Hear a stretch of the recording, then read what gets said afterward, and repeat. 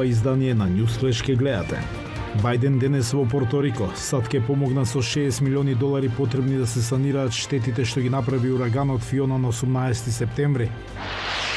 Група незадоволни руси во Санкт Петербург презентираа формална петиција за импичмент на рускиот претседател Владимир Путин.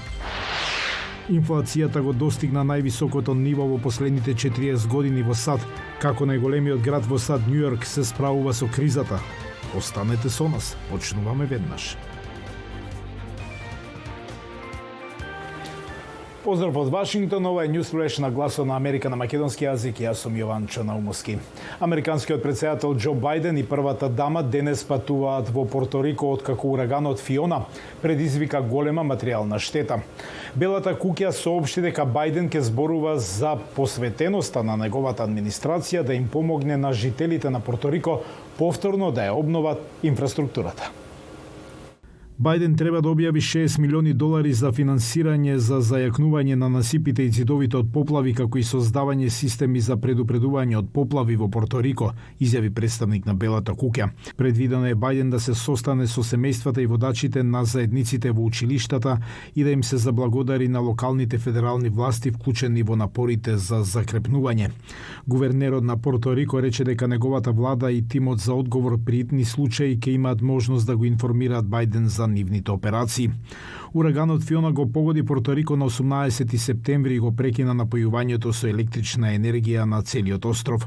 Операторот на електричната мрежа Лума Енерджи во неделата соопшти дека вратил услуга на 92% од корисниците.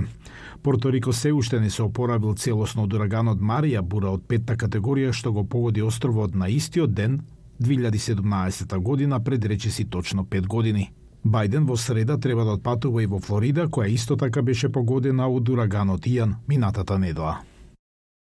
А бројот на загинати од ураганот Иан е една од најмокните бури што некогаш ги погодил Соединетите држави, се искачи на 85, додека повеќе од 800.000 корисници се уште се без струја во Флорида. А во меѓувреме, нов ураган наречен Орлен се движи кон мексиканскиот брег.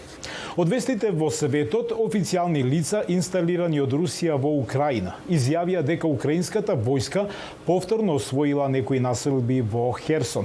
Регионот е еден од 4 што Русија незаконски ги анектираше минатата недела. Но со руската инвазија на Украина се зголемија и тензиите во руското општество. Растат повиците за протести и покрај репресијата на владата во Москва. Веќе неколку години опозиционите членови на градското собрание на Санкт Петербург се состануваат во оваа пицерија, затоа што властите не ги пуштаат во парламентот. Во последниве недели, оваа мала група пратеници ја разнеша руската политика со презентирање на формална петиција за импичмент на рускиот претседател Владимир Путин. Выбрал новую риторику. Избравме да користиме нова реторика. Ние сме либерални пратеници, а досега повеќе се занимававме со социјалните прашања. Во оваа петиција за смена на Путин, ние се фокусиравме на фактот дека тој и нанесе фундаментална штета на Руската Федерација, не на друга држава, туку на граѓаните на нашата земја. Нивното барање да се отстрани Путин од власта се заснова на нивното верување дека војната во Украина, она што Путин го нарекува специјална војна операција, е личен проект на рускиот претседател. Я больше чем уверен. Убеден сум дека ако Владимир Путин престане да биде претседател, оваа специјална операција во Украина нема да продолжи. Овие пратеници од опозицијата веќе се казнети и тие прифаќаат дека може да се соочат со дополнителни кривични пријави. Многу луѓе се загрижени дека нешто може да ни се случи, но некој мора да направи нешто. При этом кто-то должен это делать. Петицијата исто така го поттикна граѓанското општество во Санкт Петербург во отворен пркос. Во овој мал бар во Санкт Петербург се собираат млади поети да ги читаат своите песни со кои критикуваат војната на Путин во Украина. Тие веруваат дека е дојдено време да го кажат своето мислење. Храброста на интелектуалците кои стојат против војната им дава на луѓето надеж, им дава мотив и сила да продолжат да се борат, бидејќи откривате дека не сте сами. И даёт мотивацию сопротивляться дальше, поскольку ты знаешь, что ты не один такой. Большинство людей, других, да, они... Повеќето луѓе до ден денес молчат, но можеби тоа се менува бидејќи ги гледаме вестите. Но ќе биде потребно време. Мы видим новости, но она продержится. Я думаю, она еще продержится некоторое время. Постои постојан страв дека овие потези, без разлика колку се мали, може да доведат до апсење.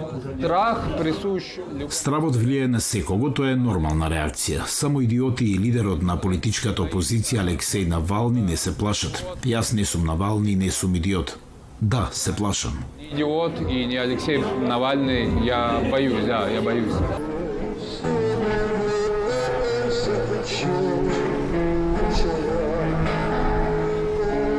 Инвазијата на Путин на Украина не само што ја наруши глобалната безбедност, туку ја втурна Русија во политичка и социјална нестабилност. Последиците е тешко да се предвидат. Милиони млади руси, цела генерација, се соочуваат со длабоко неизвестна иднина. Но не само Русија. Пандемијата и руско-украинскиот конфликт стана проблем и тоа глобален. Инфлацијата достигна највисоко ниво во последните 40 години во САД, што доведе до загриженост на Wall Street. Но се чини дека малите бизниси и клиентите го носат товарот од растечките цени. Гласот на Америка разговараше со трговците од Њујорк за тоа како се справуваат со инфлацијата. Ако дојдете во Америка, ние сме познати по храната. Ја сакаме нашата храна. Малку места може да се во конкуренција со разновидноста на храната во Њујорк. Ресторани и штандови за улична храна има на речиси секој агол. Глобалната инфлација предизвика голем скок на цените на храната во еден од најскапите градови во светот. Емпанадата скокна од 3 на 4,5 долари за 2 секунди и тоа е лудо. Тоа е смешно. Според индексот на малопродажни цени на Американскиот одел за земјоделство, цените на храната се зголемија за над 10% минатата година, со инфлација на највисоко ниво во последните 40 години. Њујоршкиот продавач на храна од камион El Toro Rojo исто така ги зголеми своите цени. Нервозни сме затоа што не сакаме да ги изгубиме лојалните клиенти. Од минатиот октомври до јуни оваа година, собствениците на El Toro Rojo ја покачиле цената на буритото за 1 долар и 50 центи и сега изнесува 13,50 долари. Цената може да се зголеми уште повеќе. Храната што ќе ја купите и ќе ја конзумирате мора да пристигне со брод, камион или воз. Не доаѓа таа сама во куњата. Цената на дизел горивото што се користи за пренос на стоки порасна за 66% во последната година. Ова не е инфлација на Бајден или инфлација на Путин. Ова е првенствено инфлација на пандемијата. Дениса Преза вели дека неговиот бизнис со улична храна се намалил за 15% од пандемијата, додека платите, даноците и цените се зголемини. Тој успеа да ги намали трошоците со намалување на големината на порциите, одржување на поголеми настани и слично. Наместо да го купуваме преку дистрибутер од трета страна, сега стануваме во 3 или 4 часа наутро за да излеземе и да купиме свеж производ директно од пазарот за да ја добиеме најдобрата цена. Експертите велат дека пандемијата ширум светот ја наруши понудата и побарувачката, а руската војна против Украина придонесе за проблеми кои влијаат на ваквите бизниси. На 16 август председателот Бајден го потпиша законот за намалување на инфлацијата, за да ги намали трошоците за лекови, здравствена заштита и енергија. Но една студија на Универзитетот во Пенсилванија вели дека тоа може да ја намали годишната стапка на инфлација за само 0,1% за околу 5 години. Веројатно ќе мора да го изодиме овај пат следната година или две, додека цените не почнат да се стабилизираат. Некои експерти сугерираат дека додека цените растат во поскапите ресторани, продавачите како El Toro Rojo може да имаат корист, бидејќи клиентите се одлучуваат за брза и едноставна храна, токму тоа што го нудат продавачите на улична храна. Го гледавте Newsflash на Гласот на Америка на македонски јазик. Јас сум Јован Чономуски од студиото во Вашингтон. Имајте убав остаток од денот. Пријатно.